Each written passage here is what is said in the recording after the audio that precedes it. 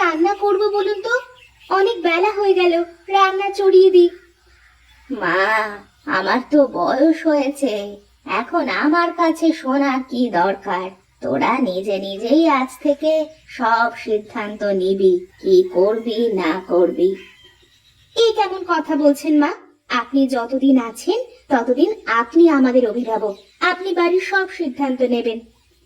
না রে মা, আমার বয়স শেষ, এখন তোদের সংসারের দায়িত্ব তোদেরই নিতে হবে। আচ্ছা মা, তাহলে আমি আজ খিচুড়ি রান্না করি। আচ্ছা, ঠিক আছে মা, সাথে শুকনা মরিচ ভর্তা করিস। ঠিক আছে মা, তাই করব।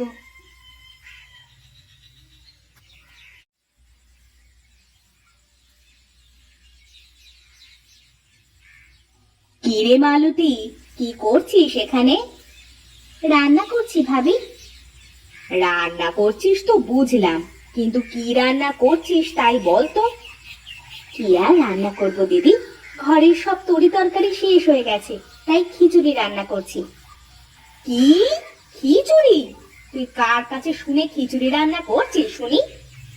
কেন, খিচুড়িতে কি সমস্যা? তুই রান্না করার আগে আমার কাছে একবার শুনে দেখতে পারতি। আমি তো মায়ের কাছে শুনে এসে তারপরে রান্না করতে বসেছি। এরপর থেকে যে কোনো কাজ করার আগে আমার কাছে শুনে নিবি। কেন, আমি তো মায়ের কাছে শুনে তারপরে রান্না করেছি, আর মা যতদিন বেঁচে আছে ততদিন মা তো এবারের অভিভাবক। তোর এত বড় সাহস, তুই আমার মুখে মুখে কথা বলিস? এখানে সাহসের কি হয়েছে? আমি তো ঠিকই বলেছি।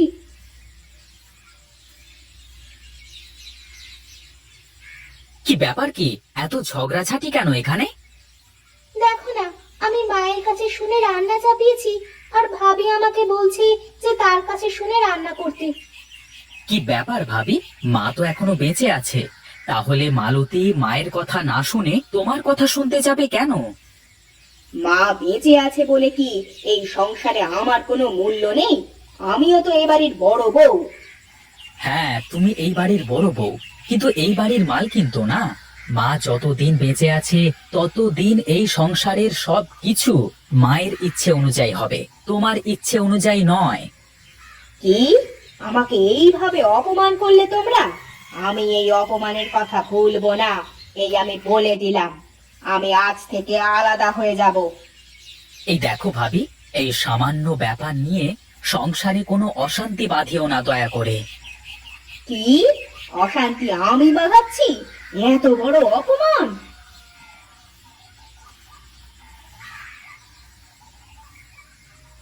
দেখেছো ভাবি, ব্যবহার দেখেছো? প্রতিদিন আমার সাথে এরকম ব্যবহার করে ভাবি। বাদ দাও তো ভাবির কথা, সে তো অমনি। আমার খুব ক্ষুধা পেয়েছে, আমাকে খেতে দাও। আচ্ছা ঠিক আছে, তুমি ঘরে গিয়ে বসো, আমি খাবার নিয়ে আসছি।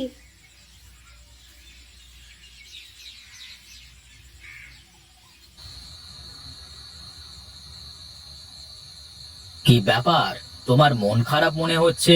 তা কি হয়েছে শুনি? না, তোমার আর সেই কথা শুনে কোনো লাভ নেই। আমার কথা তোমার মাথায় ঢুকবে না। ও, বুঝেছি আমি। তুমি মনে হয় বাপের বাড়ি যাবে, তাই না? অনেক দিন তো হয়ে গেল বাপের বাড়ি যাওয়া হয়নি। চলো চলো, শ্বশুর বাড়ি থেকে ঘুরে আসি। না, আমি কোথাও যাব না। নিজের বাড়িতে সুখ না থাকলে কি আর অন্য কোথাও সুখ খুঁজে পাওয়া যায় নাকি? কেন, বাড়িতে আবার কি হয়েছে যে বাড়িতে সুখ নেই বলছো? কি আবার হবে? তোমার ছোট ভাই আর ভাইয়ের বউ মিলে আমাকে যা খুশি বলে অপমান করেছে। তা কি বলেছে ওরা, বলো তো শুনি। আমি একটু বলেছিলাম যে কোনো কাজ করার আগে আমার কাছে শুনতে, সেই জন্যে আমাকে কত কথা শোনালো। আমি নাকি এই সংসারে অশান্তি বাঁধাই। আরে মা তো এখনো বেঁচে আছেন, তাহলে মায়ের কাছে না শুনে তোমার কাছে কেন শুনবে বলো? সংসারের সবকিছু মা যতদিন বেঁচে থাকবেন ততদিন মাকে সামলাতে দাও, বুঝলে? আমি অত শত বুঝি না। আমি আজ থেকে আলাদা হয়ে যাব। আমি আর এই সংসারে থাকতে পারবো না। তুমি সংসারের চাল চুলো সব ভাগাভাগি করে দাও, আমি আলাদা হয়ে যাব।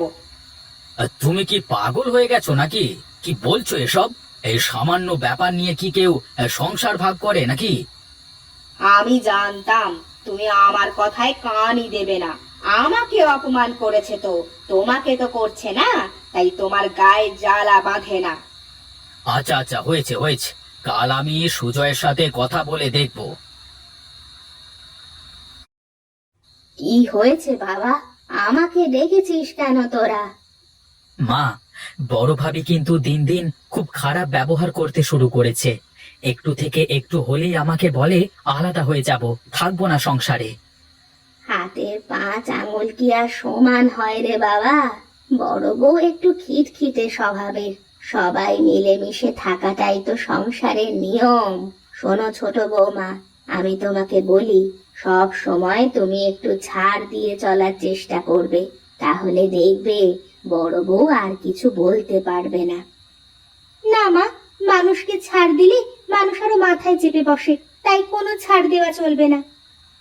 ছাড় দিলে কেউ ছোট হয়ে যায় না রে মা, ছাড় দেওয়া তো অনেক বড় একটা গুণ। এই গুণ সবার ভিতরে থাকে না রে বাবা। আমি কি কম ছাড় দিই নাকি মা? সংসারের সব কাজ প্রায় আমিই করি। বড় ভাবি তো কোনোদিন কোনো কাজ করে না, সে আমাকে তার হাতের পুতুল করে রাখতে চায়। অনেক রাত হয়েছে, এখন তোরা ঘুমা, আমি কাল সকালবেলা এর একটা ব্যবস্থা করে দেব।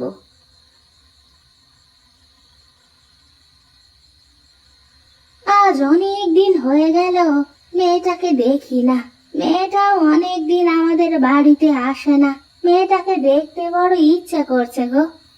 হ্যাঁ, সে তো আমারও করছে গো, কিন্তু মেয়েটা একদিন আসলে তো হতো। আমরা তো অনেক দিন হয়ে গেল মেয়েটার বাড়িতেও যাই না। চলো না, মেয়েটার বাড়ি থেকে একদিন ঘুরে আসি।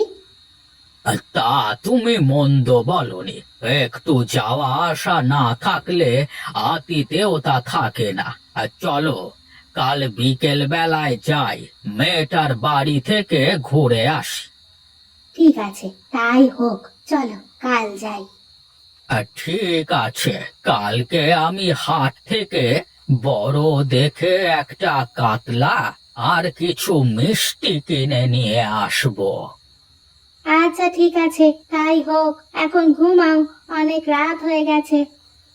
হ্যাঁ, চলো চলো ঘুমাই।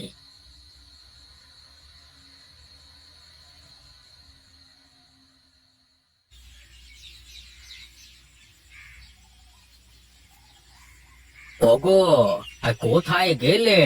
আমাকে এক ঘটি জল দাও তো, হাত মুখ ধুয়ে বাজারের দিকে যাই একটু।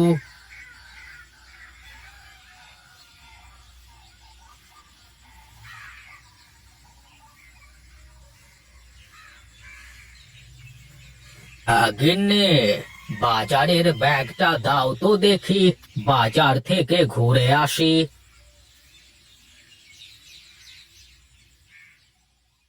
এই নাও ব্যাগ, তাড়াতাড়ি ফিরে এসো কেমন? তোমার তো আবার বাজারে গিয়ে চায়ের দোকানে বসে আড্ডা দিতে লাগলে দিন দুনিয়া সব ভুলে যাও। কি আর করব, এই শেষ বয়সে ওখানেই একটু শান্তি মেলে। সব বুড়ো মিলে পুরনো স্মৃতিগুলো একটু ঝালাই করি। তা সব ঠিক আছে, তবে আজ তোমার ঝালাই বাদ দিয়ে তাড়াতাড়ি বাড়ি চলে এসো না গো, মেয়ের বাড়িতে যেতে হবে তো। হ্যাঁ, তুমি সব গুছিয়ে রাখো, আমি বাজার থেকে ফিরে এসেই চলে যাব। আচ্ছা ঠিক আছে, তাই হবে, তুমি এসো।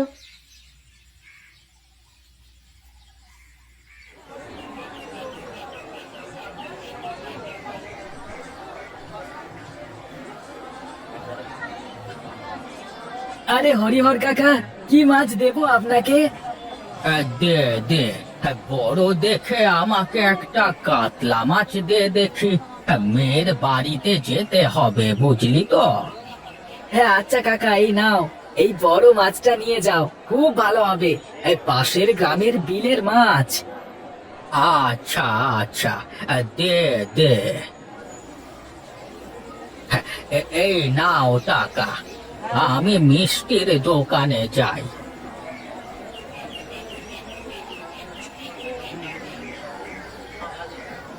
এই ভোলা, আমাকে ভালো দেখে কেজি 5 মাছ দে দেখি। হে, এই এত মিষ্টি দিয়ে কি হবে গো হরিহর কাকা? কোথাও যাবে নাকি? হ্যাঁ রে, আমি একটু মেয়ের বাড়িতে বেড়াতে যাব। আচ্ছা আচ্ছা, ঠিক আছে, দাঁড়াও, আমি ভালো দেখে ছানার মিষ্টি দিচ্ছি। আজ সকালবেলায় বানিয়েছি। এই নাও টাকা।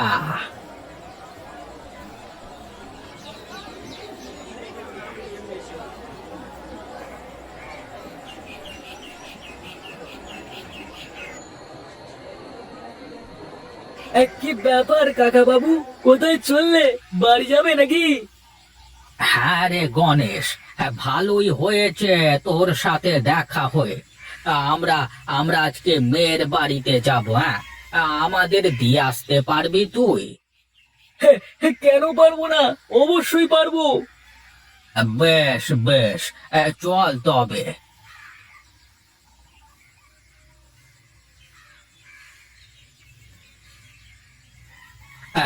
তুই এই জায়গায় দাঁড়া, আমি আসছি তোর কাকিকে ডেকে নিয়ে। কোথায় গো? গাড়ি চলে এসেছে, তাড়াতাড়ি চলে এসো।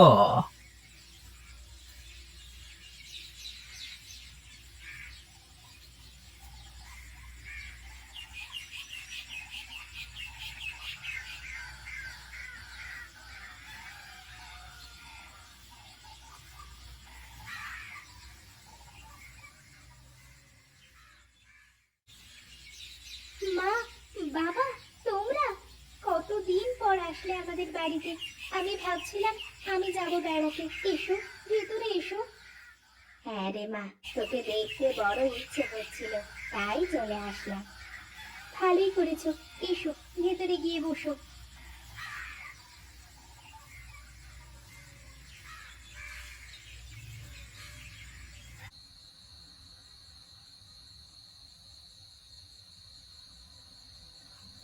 জানেন বেয়ান, আপনার মেয়েটা একদম খেতে চায় না, আর ভালো মন্দ খেতেই চায় না।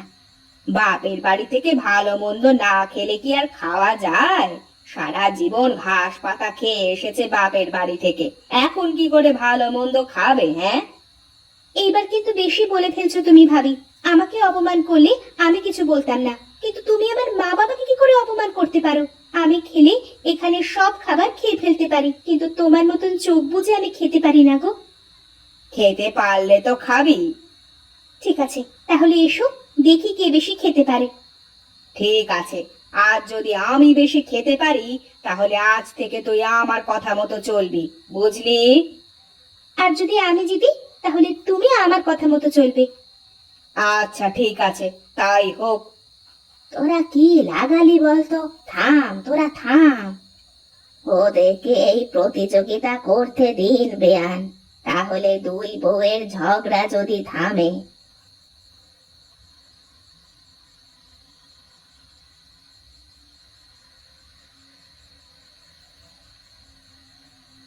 আমি আর খেতে পারবো না, তুই জিতে গেছিস মালতী। কিন্তু আমাকে একটা কথা বলতো, তুই এত খাবার খেতে পারিস, কিন্তু তারপরেও এত অল্প খাস কেন তুই? আমি সবাইকে খাওয়ানোর পর যা বেঁচে থাকি তাই খাই। আমার ভুল হয়ে গেছে রে, আমাকে তুই মাফ করে দে মালতী। কি বলছো তুমি এইসব? আমি সারা জীবন তোমাকে আমার দিদির মতন দেখেছি, আর বড় হয়ে মাপ চাইতে নেই। আমি কথা দিলাম, আজ থেকে আর কোনো ঝামেলা করব না, সংসারে আজ থেকে মিলেমিশে সংসার করব।